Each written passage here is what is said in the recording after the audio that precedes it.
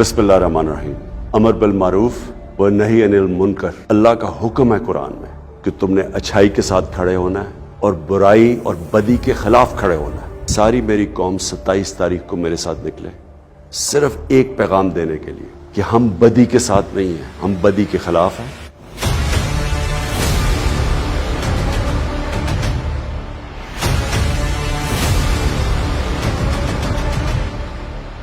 बिस्मिल्लाहिर्रहमानिर्रहीम। अमर बिल मारूफ व नही अनिल मुनकर, सच्चाई के साथ खड़े हो जाओ, बुराई के खिलाफ खड़े हो जाओ। 27 मार्च को वज़ीर-ए-आज़म पाकिस्तान इमरान खान साहब ने पूरी कौम को कॉल दी है और इंशाअल्लाह पाकिस्तान की तारीख का सबसे बड़ा जलसा होने जा रहा है। इसी जलसे के हवाले से कल जुमे के मुबारक दिन 25 मार्च को कल सुबह 8 बजे इंशाअल्लाह नेशनल स्टेडियम कराची से हमारा एक कारवान सिंध इंशाअल्लाह निकल रहा है, जिसमें सैकड़ों गाड़ियां निकलेंगी और उसके बाद इसमें सब शामिल होते रहेंगे और हजारों में कन्वर्ट हो जाएगा। हम एक दिन पहले जा रहे हैं, ट्रेन 26 को निकलेगी।